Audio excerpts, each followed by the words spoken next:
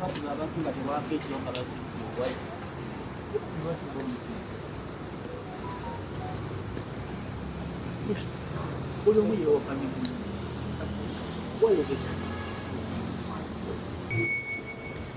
amazima kawedde amaze okutusuulamu gwo akoze ki guno ogutokagedde gwe amaze okutusuulamu ani abukusuddemu ono muzeeyi atya anti yatutuma yandirekiti nga emirimu gyange nga tegifudde onfuna bulungi erinnya lyange lyonoonyese naye nga erinnya lyange liri kwonooneka mu kintu kiki mu kintu ekitono ono omwana ayogera amazima onfuna bulungi erinnya lyange liri kwonooneka amazima kijja tufuula abedde erinnya lyange liri kwonooneka mu kintu ekitono nnyo nga ni mu bintu bya kati olibanga liri kwonooneka ono yali kulyonoona ye kuntuma nze emyaka egyange sijja kubeerawo mumanyi yampa yalingirako ki amasanyalaze kuki ku saiti naye ndi musajja mulombe ludawa ndi musajja muki ndi musajja mulombe okuya mugolodi ndi musajja muki mulombe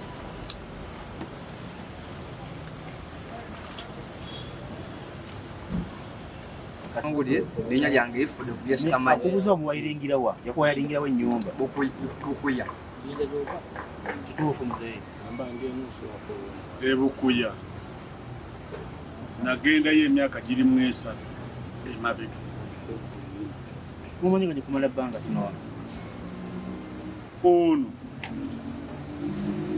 nali mulabyeko emabega emyaka nga 3 okuddamu omuwuliza namuwuliza guno omwezi era woba otunudde mu simu zaffe zikubirwa nze noono zannaku zino omwezi guno gwennyini gituufu nga muliringakuyaakankubira ng'ali kumpa omulimu ati bangamba wakwaki olina motoka kati bw'oŋŋamba mbu nze nakuwa yalingirako ennyumba ebo si kituufu nze muwa yalingirako si nnyumba watwala masanyalaze ku saiti getukozesa okusima golodi watwala masanyalaze sikikolangako nze sifunako omulimu gwa bukuya wansonyiga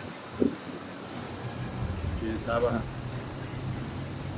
nganze nsaba kisonyiga onobatuusa wayo gyewali ozijja onobatuusaayo nze simanyiyo bwe bazijja bwe buzibu singa mmanyiyo nti bazijja mu kitundu bwe kiti singa mbazaayo naye simanyiyo naye muzikola muki waya nga gwe omanyi ku byamasanyalaze zino waya muzikola waya ezo ebiseera ebisinga tuzizaayo waggulu nga tuzindirayo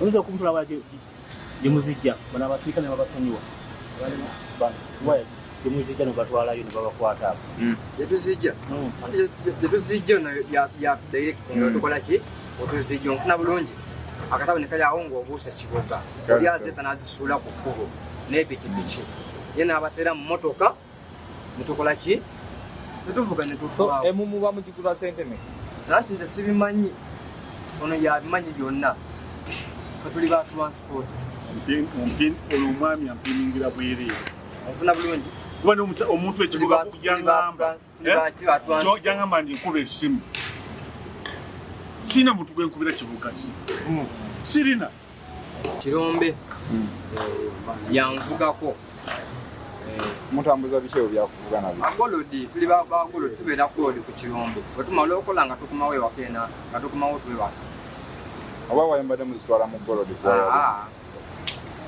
kuya kirombe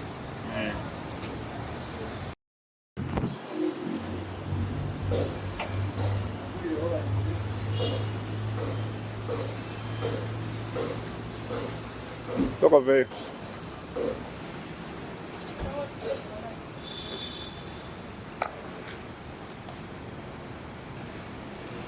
Law imposes two things: a punitive fine and a sentence of up to 15, although others have been charged around 7 years, or both. That's what the law says. You can pay currency points or be imprisoned at the same time. This is what it is, and this is for us. This is what we are saying to the people there who have emboldened themselves. They think because we are in transition into Umeme Agenda, government is taking over, and so they think it's an opportunity for them to vandalize infrastructure. they will be caught. And when they are caught, the punishment is very, very heavy. It's very heavy. The law was passed and gives a maximum of $1 billion as a fine, okay, for vandalizing electricity infrastructure. So for those who have given themselves the courage, saying we are going to vandalize, you know what they do? They have been contractors of Umeme or contractors of REA. Some of these boys, because the person who doesn't know electricity doesn't look like the lines. Then after the line has been commissioned, they go back, disconnect supply, and they rip off the cables. Network ya distribution nga wetujita network ya masanyalaze. Weba kusanga ng'ogikwatako oba pole, oba line, oba meter. Ogikwatako nga toyina license, toyina distribution license. That's an offense. Weba kusanga ng'ogitambuza oba ku gaali, oba mu taxi, oba okitegeddeko gye biva, oba tokitegedde, it's an offense. Ekitongole kyaffe ekya poliisi nga bakolera wamu n'Abawomeme. Ekitongole kya poliisi eri eyo bali attached to abamasanyalaze. Juzi bakoze ekikwekweto nejjo waliwo ababbi abatera nnyo okubba waya z'amasanyalaze zino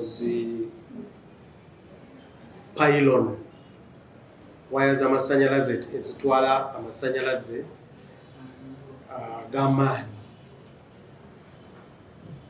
Batera nnyo okugenda mu bitundu nga Kiboga, ebitundu nga Kyankwanzi, Mityana, eri side za Buyukwelugazi, Kayunga, nga batematema ebintu by'amasanyalaze etuyita vandalism mu lufuutifuti.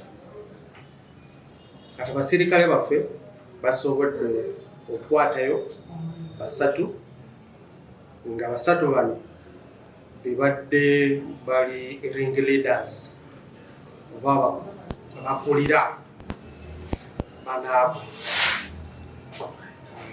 Tuli nabo bali ku poliisi yaffe eya Wandegeya. Wenjogerera kati tutandise okukola ku fayiri yaabwe. Tusuubira nti wiiki ejja tujja batwala mu mbuga z'amateeka, naye omusango gye twabaguddeko eri mu mateeka ga Electricity Act nga kigamba nti interfering with electricity network, public works n'ebintu ebirala. Naye singa omusango gubasinga bayinza okubasiba myaka 10 wakati wa myaka 12 ne 25 oba okusasula engasi ya akawumbi kamu. Kati oli eyo ng'omanyi omulimu gwo gwakugenda kubba waya z'amasanyalaze oba pylon zino zitwala amasanyalaze mu bitundu ebyawala. Nti bw'oti olina akawumbi manyi ojja kufiira mu kkomera. Kati bale tubakubira omulanga ekikwekweto kino kyagenda mu maaso. Bano 3 waliwo amanya ge bayogeddeko, naffe tugenda kulondola bano amaanyi ago gye batuwadde, tugenda kubalondola gye bali tubakwate.